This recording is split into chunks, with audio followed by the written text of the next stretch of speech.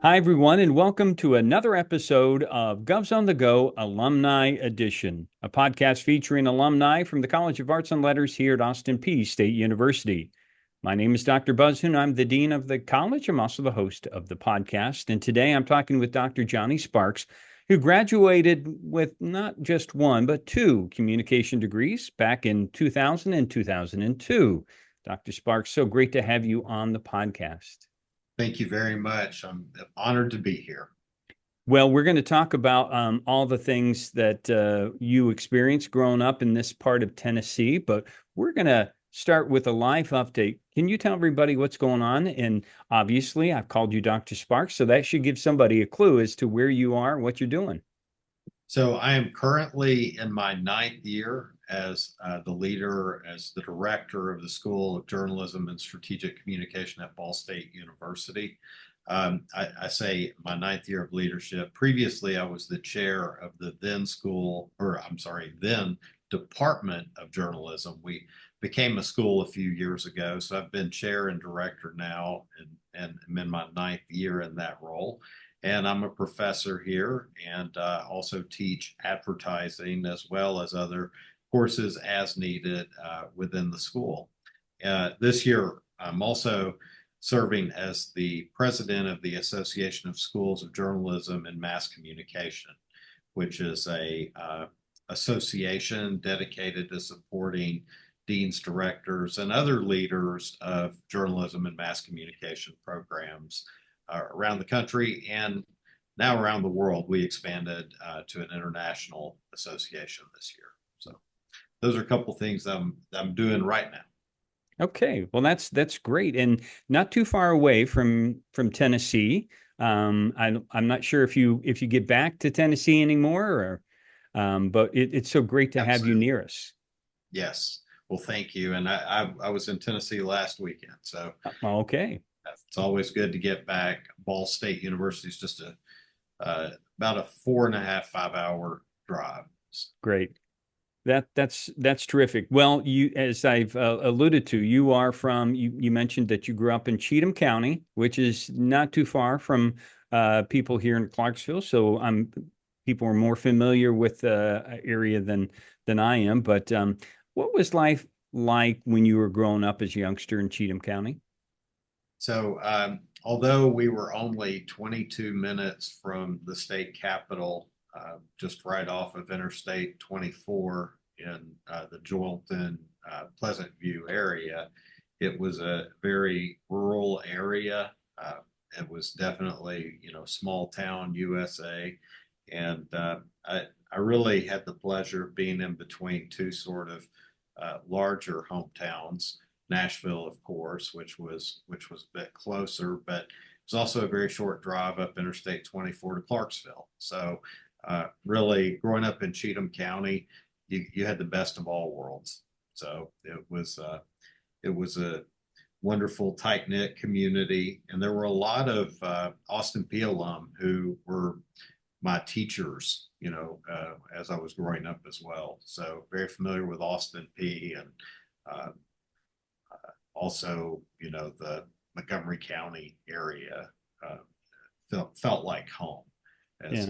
You mentioned to me in some of the questions that I'd asked earlier that your parents and your grandparents were really influential on your own, personal development. Can you talk about why, how that influenced you? So my parents were both from Eastern Middle Tennessee, the Cookeville, Tennessee area. My mother was from Gainesboro. My dad was from White County, Sparta. And my grandparents on my mother's side of the family my grandfather died long before I was born, left my grandmother a widow when my mother was only 13 years old. And she grew up in a very impoverished environment in rural Appalachia. And um, my dad was the son of a farmer who was also one of the first electricians in Sparta. And, you know, the dad side of the family, education was, I think, a little more valued and expected. And my dad ended up attending Tennessee Tech University in Cookeville, another institution similar to Austin Peay. And he and his brothers and sisters were first generation college students.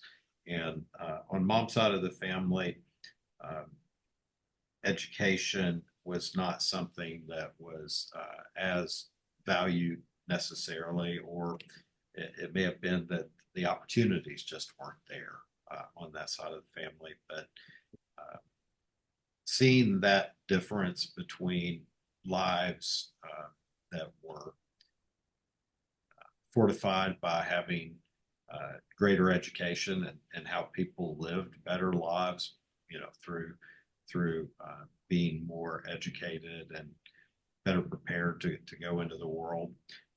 That was visible to me as a youngster, looking at the difference between the two families. And a lot of my cousins on my mom's side of the family either went to prison or died young or both. And on my dad's side of the family, folks went to college, and you could see the value, or I could see the value of that even as a youngster. And it wasn't that my grandmother on my mom's side of the family is one of the most powerful influences in my life. She was a hardworking, godly woman, but like I said, on that side of the family, the opportunities just weren't there. And so I knew that I wanted to go to college, but I didn't necessarily take the easiest path. And as a good storyteller, you reveal that to me. You talk about the two paths, the easy path and the hard path, and sometimes I think that it's as life is revealing itself to us, we some of us, including myself, I think we're destined for the hard path, and that's it was a great training way to find out about how to be prepared for life. Yes, I didn't necessarily apply myself in high school, and there were a lot of people who graduated ahead of me. I would have been in probably the bottom 5 or 10%. I like to say 10%, give myself credit, but it's probably the bottom 5%. I was just focused on other things, and also I hadn't really found like my calling Mm-hmm. at that point in time. And so I graduated from high school, and that was in May. I graduated from high school in 1993 from Cheatham County Central High School, and I got married in August. And so at 18, I married my 16-year-old high school sweetheart, and we just celebrated 31 years. Oh, that's great. So, but that decision certainly made a difference, and all the decisions that I would make after that. So, as you mentioned, you really hadn't found what your calling was yet, but now that you have some time to look back, was there anything that sort of opened up during that period of time where you thought, okay, well, I probably was, like I said, I think you're probably a born storyteller. I mean, I think many journalists are. They like to find what the story is in everyone's life. Did you have any early signs that that's something you had a talent for? In high school, I wrote sports for the high school newspaper, and so that was something that was interesting to me. But it was also something that didn't really seem like that was a path for a young man to make enough money to support a family, and it just seemed like a big dream, you know. So it wasn't something that I thought about as a future. And then um, after getting married and working as a maintenance person in a mall in Madison, Tennessee, and also doing some, manual labor, landscaping.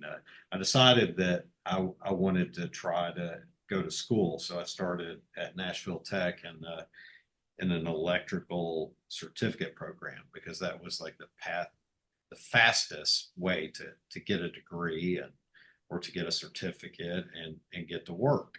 And during that time, I was required to take a psychology class, and uh, that was like an important step toward me finding, I guess, my calling. Taking that psychology class that I had to take and an English class that I had to take, that I found interest in that, and in a time of applying myself uh, in a different way than I had, in high school.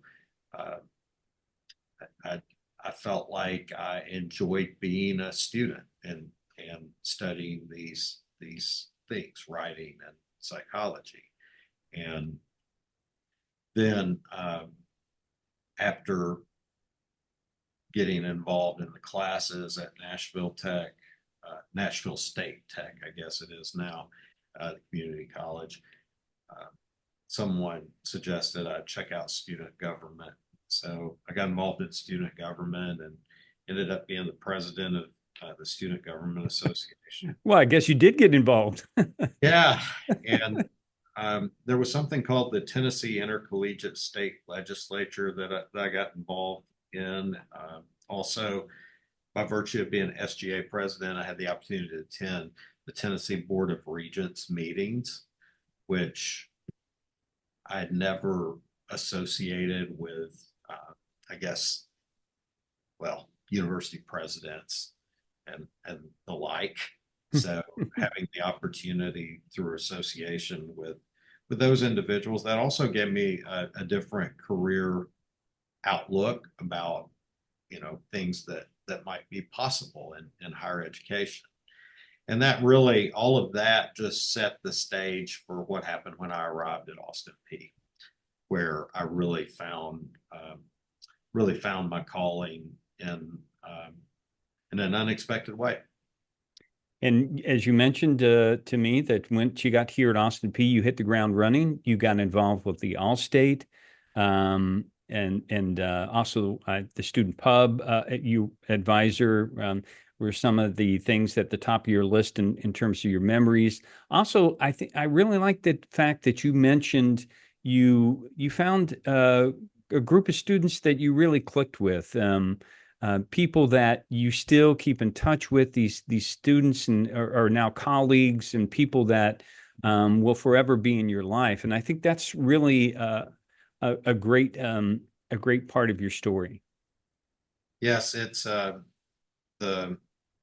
the person who really sort of sparked the academic path of my career, who's still someone that I'm in touch with.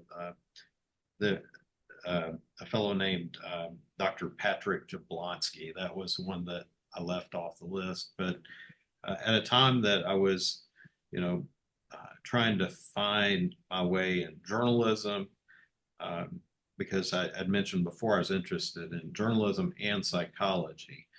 And I was working part-time selling jewelry at Carlisle and Company Jewelers and Rivergate Mall in Goodlettsville, Tennessee. And this young couple came in and I sold them wedding rings. And in the process of the conversation with this couple, I asked Dr. Jablonski, like, what do you do? What do you do for a living? He said, oh, I'm a professor. And I was like, oh, really? What do you teach? And he said, oh, I teach journalism and mass communication. And I said, oh, where do you work? And he said, I'm just starting a new job at Austin Peay. I just graduated from the University of Alabama with my PhD. And so this is a 26-year-old guy. And I was like, oh, well, I go to Austin Peay. What are you teaching this semester? And it turned out he was teaching the 101 class that I was signed up for. And he talked about the research that he was doing there he did at Alabama with two leaders in our field, Dolph Zillman and Jennings Bryant, and psychophysiological research, media psychology. And I took his class and was introduced to that. And I asked him, I was like, so how can I do this? And he said, well, take a lot of stats and get a PhD, so and keep doing the things you're doing, like, work at the newspaper, work in sports information, and this will all be good for you. And that made a tremendous impact on my life. I followed that path, through my PhD at Indiana University and then on to my first job at the University of Alabama. Wow. Where I was doing that research. But the people that I met at the All-State that come to mind, Kyle Tucker. I'm not sure if that's a name that's familiar to you. He ended up not being a graduate of Austin Peay. He went to Western Kentucky, but he spent many years as the beat reporter for the Kentucky Wildcats basketball team, which is phenomenal to be working with someone like that at the All-State. Also, Justin Dickens, another name that if you don't know, you should. Justin worked with me at Sports Information under Brad Kirtley and also in the All-State. And he ended up working with the Indianapolis Colts and being Peyton Manning's PR guy, like through the glory years of the Colts. And after leaving the Colts, he went and worked with Brady Hoke as director of football operations at the University of Michigan. And his last sports gig was Nick Saban's director of football operations at the University of Alabama during those glory days. A little job. Yeah. So the night that Peyton Manning finally got over the hump with Tom Brady and the Patriots to win the AFC Championship, go to the Super Bowl, I was helping Justin that night and doing interviews in the locker room. And, all of that's possible because of the relationships that we made at Austin Peay. Yeah. Working together in the trenches. And it goes on and on. Natalie Kilgore, maintaining contact with her through the years and just watching her work, I believe with Taylor Swift, as a publicist. And then my best friends, Chris and Shannon Hester, the lifelong friends couple. We lived in Emerald Hills in married housing, my wife and I, my wife Tammy, who was also an Austin Peay grad, and Chris and Shannon. And Shannon sold advertising for me at the All-State, and she's going on to be, a VP in marketing and marketing communication, and opened so many doors for me and my students through the years. So I could go on all day about the connections made and how important those are in your life, because so many students, I tell students that they think that the important relationships are between the students and their professors, and those are important, but the really important ones are the ones that you make with your colleagues in the class. That's right. I share that. I mean, the good thing about the podcast that I have found is talking with Austin Peay alumni like yourself is that, I try to tell our students, you don't know who you're sitting next to. You're That's sitting right. next to people that are going to help you or do some great things in different areas that you can't even imagine yet. And that's the great part of the college experience. And I'm sure that you see that as you go through at Ball State too.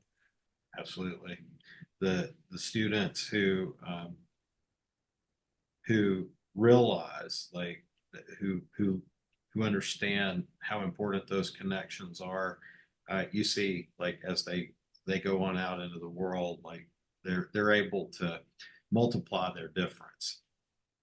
through the engagement with others that share a passion and a mission. Another person that you had mentioned was important during your time here, which is somebody that our Clarksville community is very familiar with, is Dr. Ellen Kanervo. And can you talk a little bit about how she helped? Dr. Kanervo was really like an academic mother to me while I was at Austin Peay.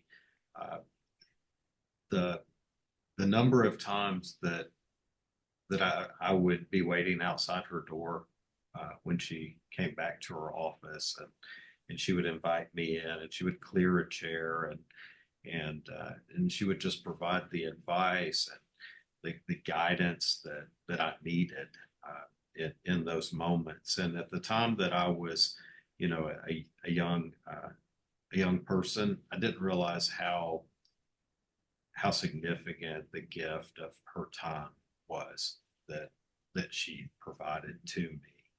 And I always remember that when I come back to my office and I see a student waiting outside, or I see someone that needs to see a faculty member, because I just can't tell you how little I deserved what she provided, Mm-hmm. how gracious she was in providing that. I was also a kind of a pain, with my work at the Allstate. You know, there's something about young journalists, and particularly the era that I grew up in. I grew up born in 1974, so that post Watergate era. We were definitely watchdogs, and wanted to save the world. And I often invited her into those discussions, and she was so supportive in helping me grow as a journalist, but also as an academic. She was she is a PhD from the University of Wisconsin, and her path was one that was of interest to me, going to a leading Big Ten PhD program. And she also was instrumental in recruiting Dr. Weiwu Zhang. I don't know if you know that name, but that's another Austin Peay connection. Dr. Kanervo was a senior scholar at the time that I was at Austin Peay, supporting me at the All-State, supporting me in the classroom, taking me to conferences. But she brought in a young faculty member right out of the PhD program at Wisconsin, Dr. Weiwu Zhang, who taught in the graduate program and was also instrumental in helping set my path. Both Dr. Zhang and Dr. Kanervo wrote letters for me for PhD programs. And in follow up to the Dr. Zhang story, sometimes your students become your colleagues, as was the case with Dr. Zhang. He left Austin Peay and joined me on faculty at Texas Tech, or arrived at Texas Tech right before I got there. And we were involved in recommending one another for the jobs at Texas Tech that we got.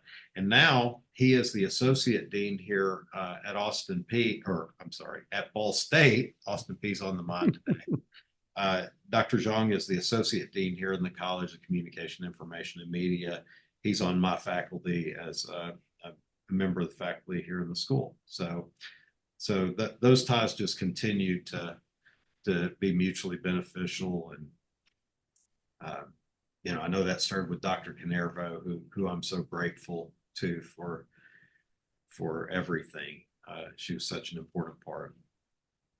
So the plan was, when you felt like when you left Austin Peay, you went on to get your PhD.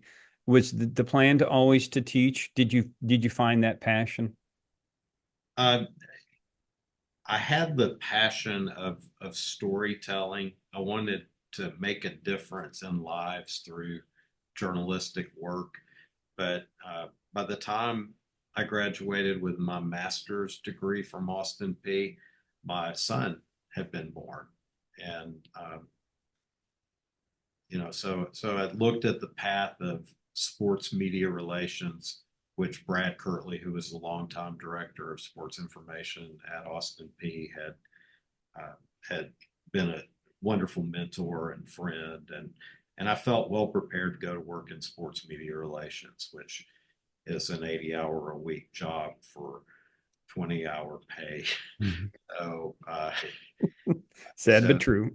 yes, and also changes had started to occur in journalism that local news was still holding on, but the forecast didn't look too strong. So I had a real passion for media psychology research, and also for using what I learned from that research to help journalists and all communicators do a better job.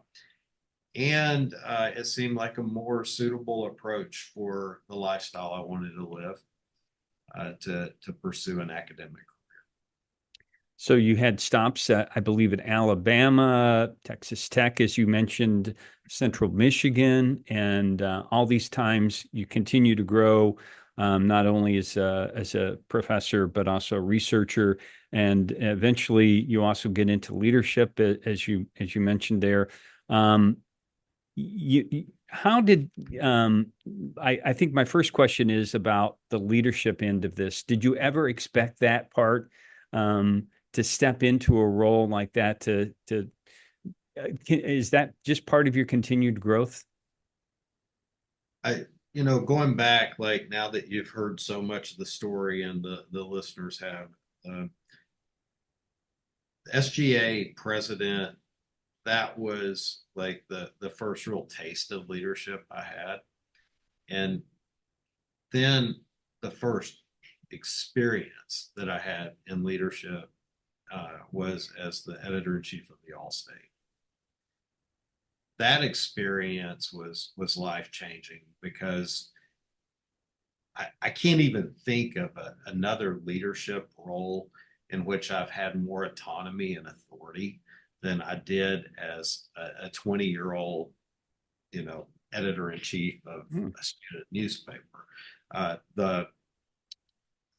The business operation of the All-State was basically under my direction.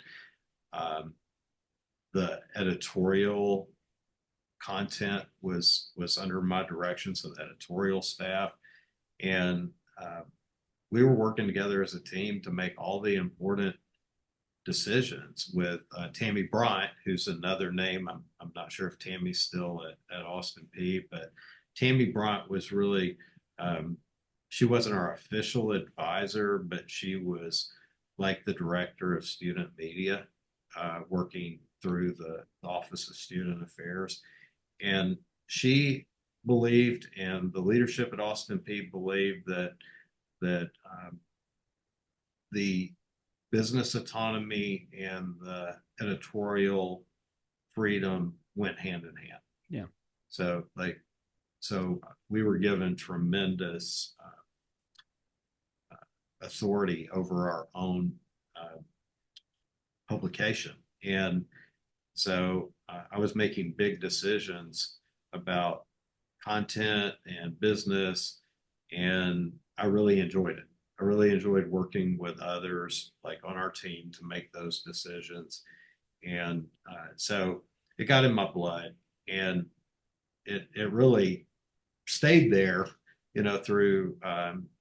throughout my journey. And as an academic leader, you understand you have to work through the process, the P&T process, before you emerge to a position where you can exercise administration and leadership skills in a really complete way. Otherwise, you're more of an informal leader until you go Right. through processes. So I practice my informal leadership and until I had the opportunity to engage in more formal leadership. Well, I think every time a teacher takes a classroom, I mean, they're exercising informal leadership, and so Yes. you have to imagine a little bit in greater, for other people and outside of the classroom.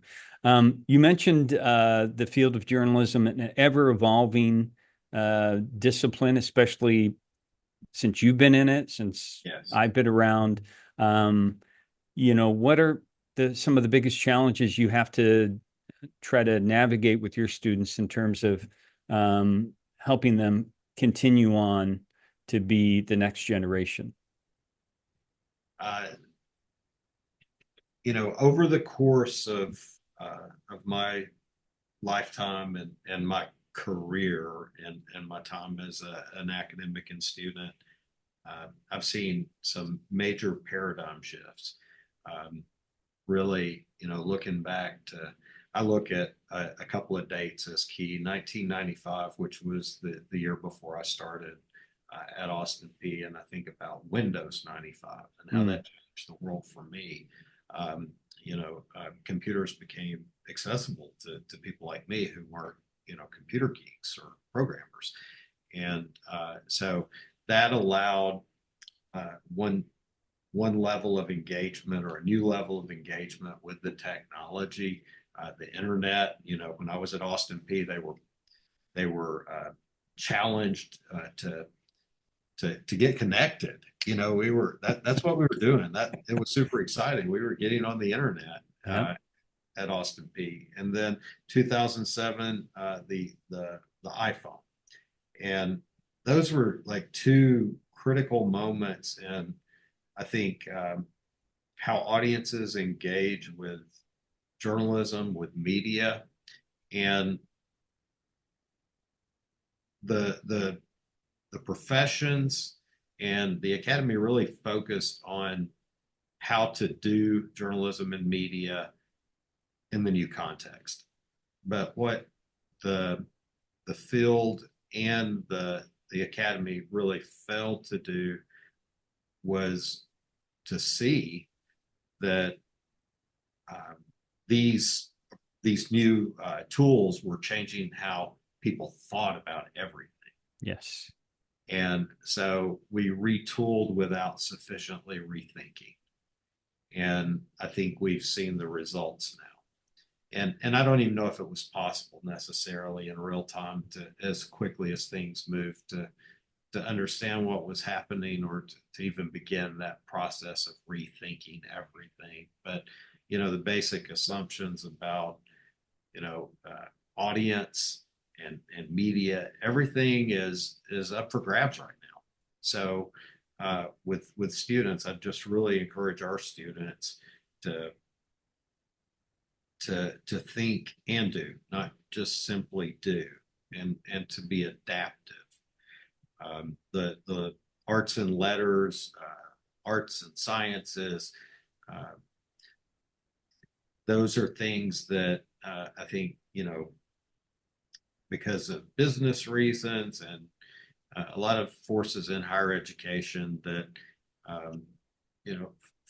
a lot of students would prefer invest their time in maybe some more hands-on things, or or governments may want to invest in other types of programs. But it's really important that students engage with philosophy, critical thinking, and foundational things, because that's what it's going to take for us to address the challenges that are in front of us right now. Well, you've talked a little about teaching, and now that I guess you've been teaching for 20 years. Is that Roughly? Yeah. Okay, roughly 20 years. 24 or 23 since I taught my first class at Austin Peay. That's great. So what do you think when people ask you, what do you tell them is the biggest reward, the biggest joy that you found from teaching? The greatest reward is when I see students achieve their goals. Hmm. when I see that, our the students that I've had some part in their journey, and I see them reaching the milestones uh, on their path to their mission. That is so rewarding. And when you play some part in doing what inspires in inspiring others to do what inspires them, that is the most rewarding part. Hmm. Well, I think I looked over your information on the website. You published 11 articles. You've written book chapters and abstracts. You've presented at conferences nationally, internationally. Um, Looking back now upon you as a young person in high school and where you are now, could you ever imagine that this career path that and do you now see that the hard path was the right one for you? There's no way that I could have ever imagined that I would be here sitting talking with you today.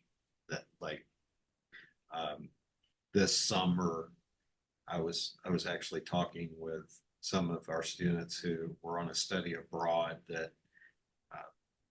that because of a tragedy with one of our faculty colleagues, I was called abroad to take over a study abroad program. And as a young person, growing up in Cheatham County, I could have never even, dreamed of being in Italy or Hmm. Greece or you know higher education. I mean, it sounds like a small thing, but higher education has taken me places that I could have never imagined going. And most importantly, the things that I've accomplished, in my career, I couldn't have imagined those. But what I really couldn't imagine is the impact that my hard path and my wife Tammy, the hard path that she has taken, that it would have on our children. Uh, Whereas I graduated near the bottom of my class, both of my children graduated near the top of their classes. Uh, and my son, instead of borrowing money, my daughter, instead of borrowing money to go to school or getting grants, they both got scholarships. Hmm. And son graduated recently from Ball State with a degree in economics and is now working with a bank here locally. My daughter got a full scholarship to Purdue University where she's studying electrical engineering. Holy cow. And so it's just, that's the true blessing. And looking at how within a generation or two, my dad, first generation, Tennessee Tech, me, second generation, Austin Peay, IU, and now my children are in a much different place and had every educational opportunity imaginable. So, helping others, that's great. But when you can see like that you're making a difference in your legacy and your family, that's also wonderful. Absolutely. And it does remind you, it doesn't matter how the story starts, it's you have a happy ending here, a very successful happy ending, and that's what's important. We thank you for your time, Johnny, and we always like to ask as a final question about recommendations that you have for students, and I usually pose this to people in terms of students here at Austin Peay, but you talk to students all the time there at Ball State. What do you recommend in terms of their approach to higher education? So, when I think about today's student, there are so many different challenges and opportunities that are in front of them.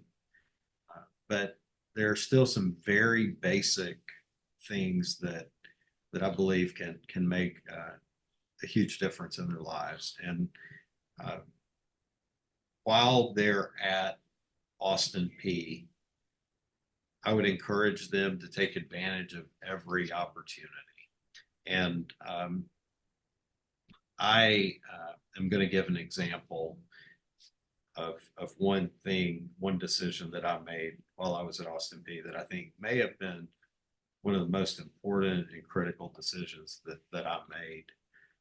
When I was working, I mentioned at a jewelry store back in the Nashville area, and I was making very good money considering it was part-time work. It was a high-end jewelry store, so um, it's commission and like an hourly rate. So I can make $10-15 an hour depending on the commission. At that time that was good money. If I drove an hour back to Nashville, worked my 4 or 5 hour shift, drove the hour back, and that was almost like full-time pay, working 4 or 5 hours. And I had to make a decision between being the sports editor of the All-State and making $350 for the upcoming semester, because that was about a 40-hour-a-week job, being the sports editor for the All-State, or keeping that job. If I kept that job financially, we would be better off. If I went to the All-State, worked as a sports editor, and maybe worked part-time with sports information, I would make far less money, but it would support my career goals. And I made the decision to take less money and to pursue the career goals, and had to borrow a little more money.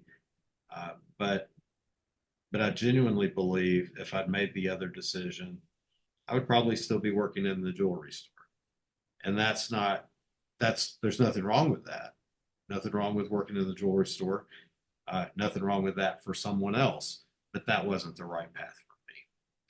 So I would encourage the students to take advantage of all the opportunities that are available, to pursue their dream. Go all in while you're there. Leave it all on the table. See what happens. Yeah. And sometimes the right path is not the easy path. That's right. Excellent. Well, we thank you for your time today. Great having you on the podcast. Thank you so much. And thanks to all of our listeners and viewers out there for checking out the podcast. We will continue to profile some of the outstanding alumni we have here in the College of Arts and Letters at Austin Peay State University. So until next time, stay safe, take care, and God bless.